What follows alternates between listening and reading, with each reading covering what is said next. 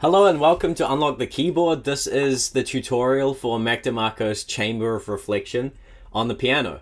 So I covered this song on the JoshBots channel last week, and I'm going to show you how I play it. Now, it's actually not too complicated. It's quite a simple chord progression, and the melody of the song is very consistent throughout the whole song. So once you get the chords down and once you get the melodies down, you'll pretty much have the song and you'll be able to jam on it. And so I'm going to show you how you can start to actually improvise over this chord progression, because if you are new to improvisation, this is a really great way to start practicing improvisation.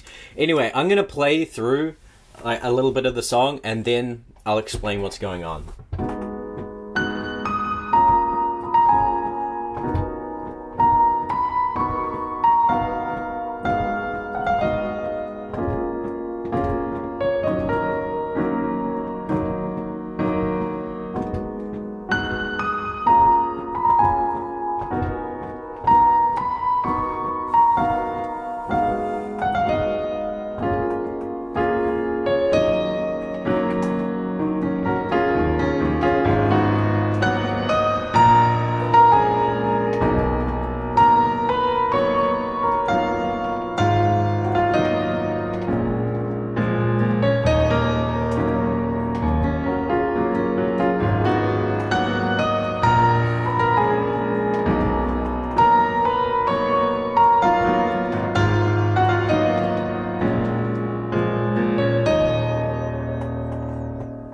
Now I'm going to start with the first part because I'd say this is like level 1. If you can play the first part that I just did, you'll have the song down.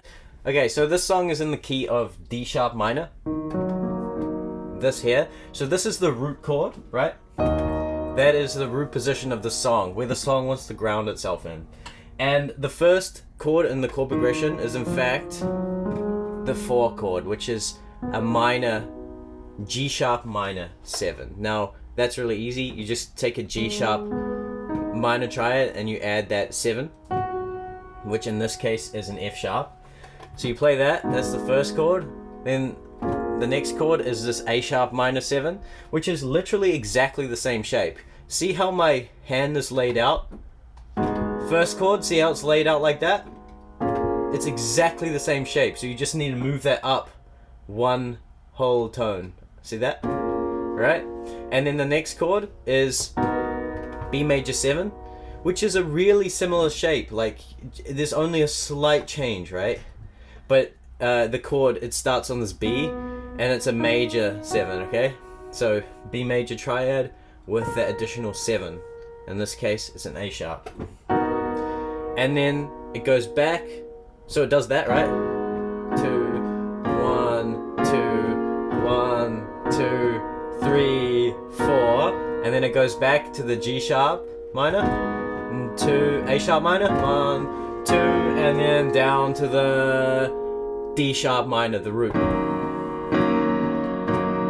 So there I do this little 1, 2 with the 7 there, C sharp, and then resolve up to just a regular D sharp minor.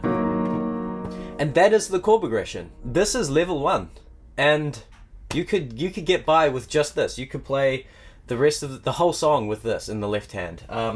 Maybe if you're gonna do it an octave lower, see, up in this register you can get away with 4 notes. But if you're gonna do this down here, it sounds a little bit muddy. So what I like to do is I like to take away the third. This one there, see that? So that's what you got. So if you're gonna do it down here, right? Play exactly the same chord, just take away the third and you're good. Okay, let's take a look at the melody. So this is the melody here, right?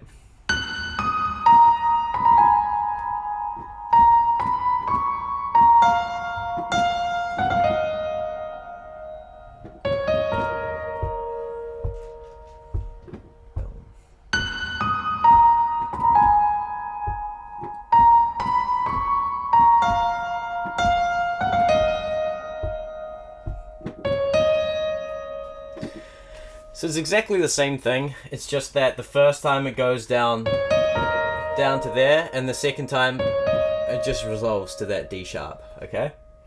And so that's quite simple, in fact. And put them together, you get this.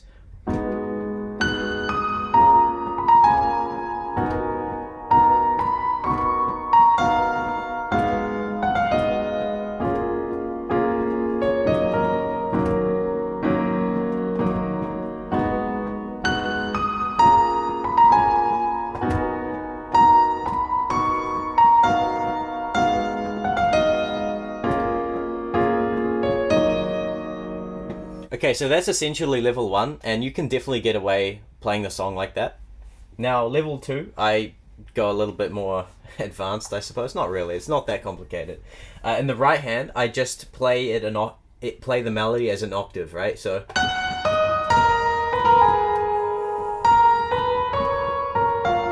there's only one thing to say about this. There's a technically difficult thing. That's quite hard to do as an octave. Like, it's not as smooth as if you would just do it one finger, right? So that's up to you whether you want to do it as an octave or not, but I find it more impactful, you know?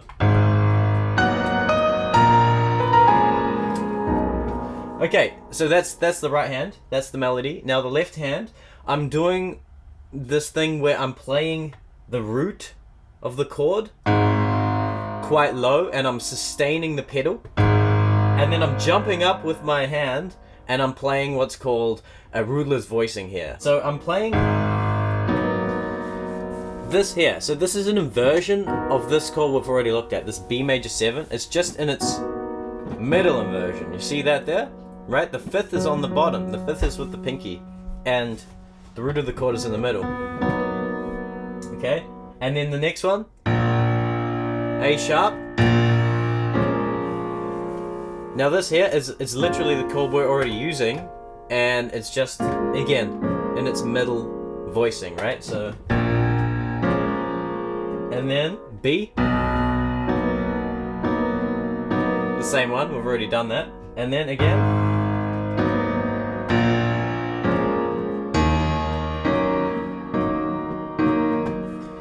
and that's essentially the left hand.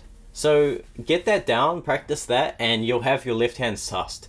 And now you just need to put them together, right? So putting them together, level 2.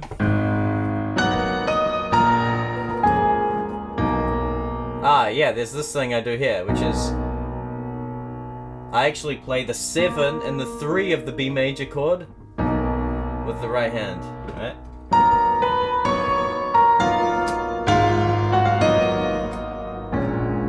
Do the same thing here, right? So we got the 7 and the minor 3rd and the root.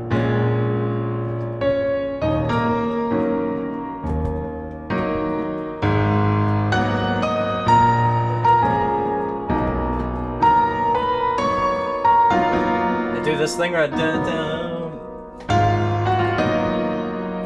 That's another inversion of this same chord. It's just one further down where you've got the 3rd on that pinky, that low voice. Okay, that is the essence of the song. Now there's just one thing that I do here where I go like this.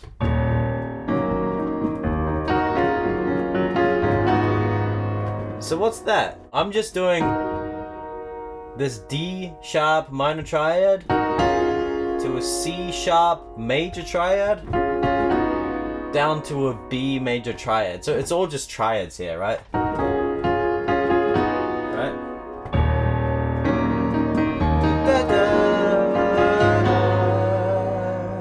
So that's just a nice kind of soulful thing that I added to this arrangement that I thought was quite heartfelt. Okay, so that's part 1 of the arrangement. Now we're going to look at part 2, which is really similar. We're just making 2 slight changes. There's just a little bit of a change in the melody because we're following DeMarco's vocal melody, so there's just a little bit of a change. And the other change is that in the left hand, we're turning the chords into arpeggios. Okay, so I'm going to play it, and then I'm going to show you what's going on.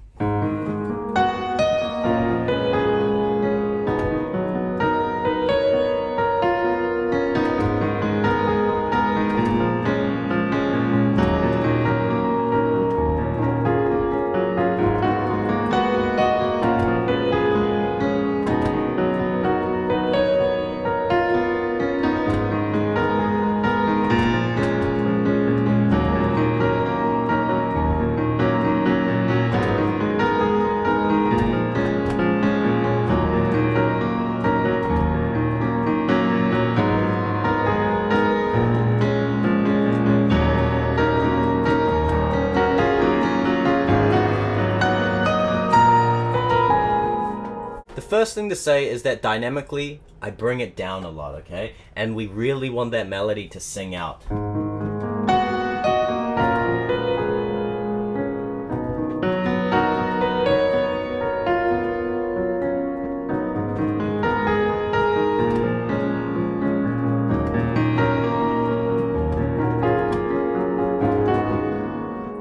Okay, so the left hand first arpeggiates that chord up to the third, right? And in the right hand,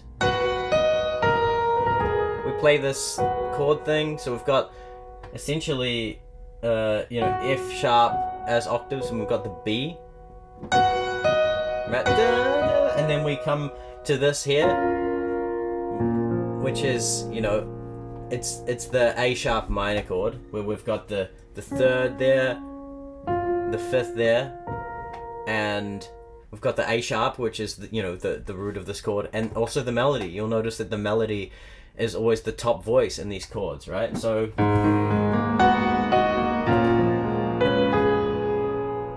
right, and in the left hand, I'm just kind of like strumming that, I suppose. Well, not strumming, but and then arpeggiating that again. Dun, dun, dun, dun. And then here I've got the 1 and the 3, and then I go to this here in the right hand. This is, D sharp minor triad, da, da, da, da, da, da, da. And here we're back to the G sharp minor. Again, we're arpeggiating those notes. This chord here, B major 7 in the right hand. We've already looked at that chord, so that should be quite simple. Da, da, da. This one here, A sharp minor 7, again with the 7 and the 3. Alone again. That thing.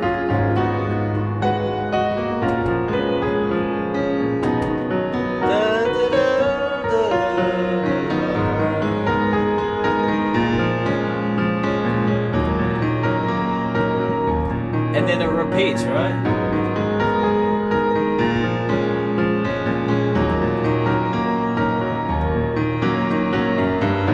I do this nice walk-up bass thing.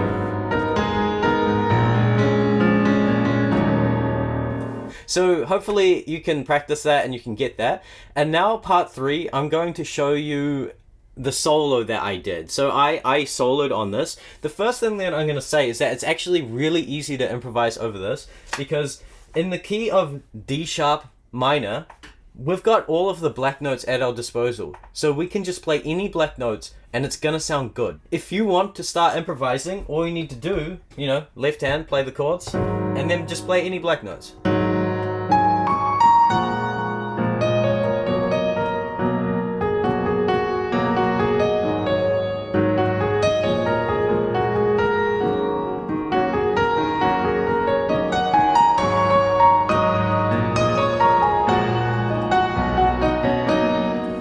Those are all just black notes. And so that's a great way to start improvising. But if you wanted to play the solo that I played, I'm going to play it to you here, and maybe you can follow along. I'm not really going to explain exactly what's going on, but I will tell you some things that I was thinking about when I did this solo. Okay, so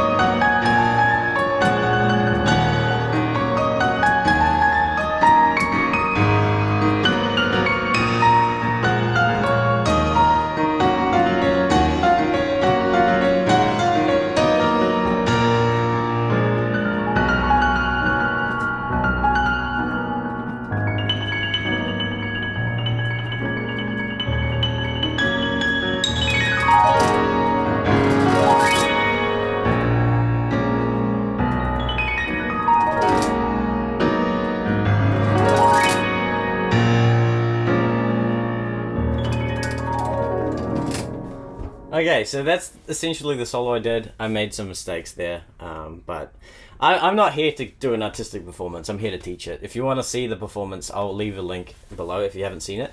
But yeah, that's the solo I did, and basically the main thing that I was thinking about was like reflection, the idea of reflection, because the piano is actually it's a mirror image sometimes, you know. Like if you go to the D, this is like the central point. I know it sounds silly because you'd think middle C might be the central one, but honestly, if you go here and then do this,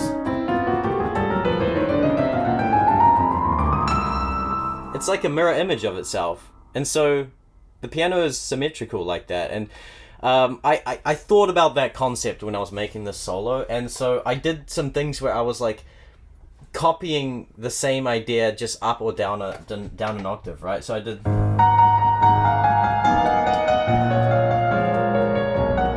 right, and then down here. Yeah, that's just an idea I wanted to share with you, because you know, when you're making an arrangement, you want to think artistically about the song, about the piece, and what you're trying to achieve with it. So anyway, that's pretty much the end of the tutorial. I really hope that it was cohesive and that you actually managed to like pick up some things on the song and that you're able to play it.